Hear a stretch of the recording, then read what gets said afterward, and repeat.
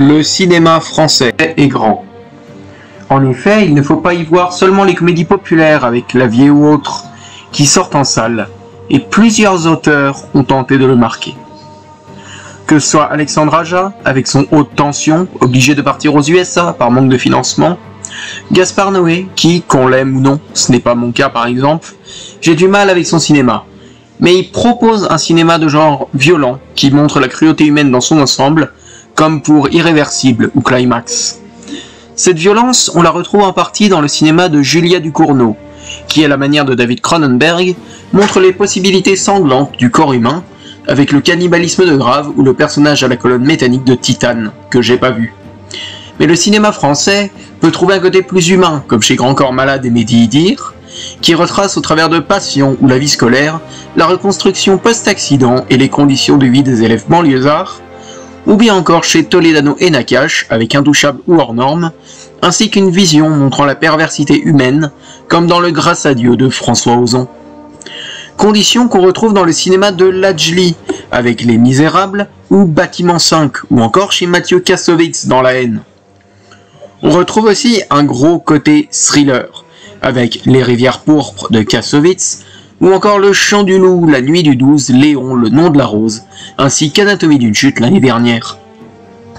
Enfin, ce cinéma brille dans deux genres précis, avec tout d'abord l'animation, dans laquelle on compte Ma vie de courgette, Persépolis, ou encore Le sommet des dieux, ainsi que les Astérix d'Alexandre Astier, et d'ailleurs celui-ci s'illustrera dans le film historique avec sa série et son film Kaamelott.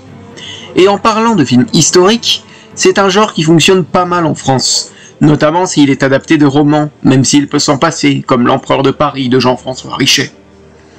Et d'ailleurs, ce genre a connu des succès, avec par exemple Le Germinal de Claude Berry, et plus récemment Les Trois Mousquetaires de Martin Bourboulon, dont j'adore la première partie, mais aime moyennement la seconde, que je trouve plus fouillée et confuse, et n'attendant pas du tout un troisième volet qui ne servirait à rien.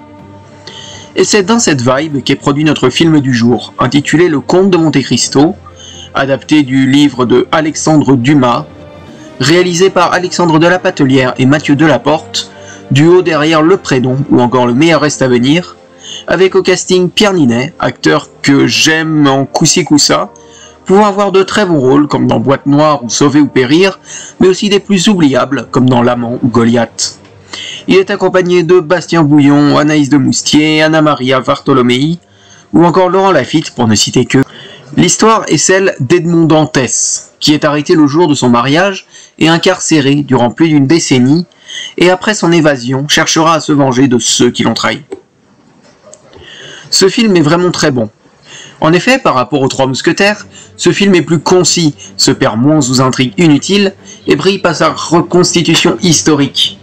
En effet, les costumes et décors sont très beaux, et l'on croit à cette époque, l'on y est immergé dès les premières minutes. Parmi les gros points forts, il y a bien sûr Pierre Ninet, qui je trouve gagne en charisme par rapport à d'habitude, où il est assez fluet de charisme gagné de par ses transformations physiques, mais aussi par son jeu d'acteur qui est vraiment bon, et l'on a plaisir à le suivre autant qu'on est en désaccord avec ses actions, pourtant justifiables dans le métrage. Et ce changement est appuyé à la fois par le physique, mais aussi de par les nombreux déguisements qu'il abordera, trouvant ainsi un véritable aspect caméléon qui infiltre une société bourgeoise qui l'a trahi pour mieux se retourner contre elle et lui montrer toute sa vengeance. Les autres protagonistes sont sympas à suivre, surtout les deux qui l'accompagnent, mais les réals ne leur ont, pour moi, pas assez donné de temps d'écran pour les développer comme il faut, entraînant pour ma part une perte quant à leur motivation. Même si on les comprend au fur et à mesure du métrage, et on les voit réaliser leurs désirs. Et les enfants des antagonistes sont quant à eux relégués aux oubliettes, sauf pour Albert, qui reste tout de même assez fluet. Même s'il est attachant, et que sa relation avec Monte Cristo, ainsi que l'ami de celui-ci, est assez attachant. Mais un des gros points forts est que le métrage joue bien plus sur la manipulation et le coup monté, que sur l'action, même si les quelques scènes présentes sont très bien faites, la scène de fin. Et puis il y a certains éléments scénaristiques qui sont assez peu expliqués, et j'aurais de même voulu voir l'ascension, la montée en puissance, l'entraînement qu'a réalisé Edmond Dantès, mais malheureusement, il n'y a que 3 heures de métrage, et cela ne suffit pas. On voit au sein du long métrage une certaine importance vis-à-vis de la religion. En effet, le personnage principal la renie totalement et se définit comme un ange vengeur qui n'a aucun besoin de Dieu et accomplira sa justice. Et on peut souligner quelques éléments étranges, comme toute cette bande de résistants qui intervient lors du procès, qui sort totalement de nulle part, n'est jamais expliqué.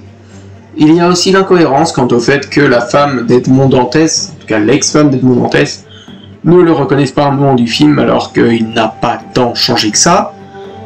Il y a aussi tout ce procès,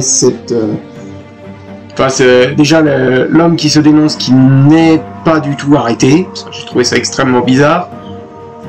Voilà, il y a des petits trucs scénaristiques comme ça qui passent totalement inaperçus, qui sortent un peu du métrage, mais c'est pas non plus extrêmement grave, j'ai vu vraiment pire. Enfin voilà, c'est un peu les seuls défauts que je pointerais du doigt pour ce Comte de Monte Cristo. Allez le voir, franchement, s'il faut donner une chance au cinéma français, bah c'est pour ce film-là, c'est vraiment une très très grande réussite que vous devez découvrir. Il fait un carton en salle, j'en suis extrêmement content, ça va peut-être être un des plus gros succès de l'année. En tout cas, c'est la fin de cette vidéo, merci à toutes et tous de l'avoir écouté, en espérant que ça vous ait plu. Elle a été plus dure à faire que d'habitude, j'ai mis plus de temps. Mais bon, voilà, c'est fait, je l'ai vu et j'en suis très content. Donc allez voir le Comte de Monte Cristo, c'est dispo depuis fin juin.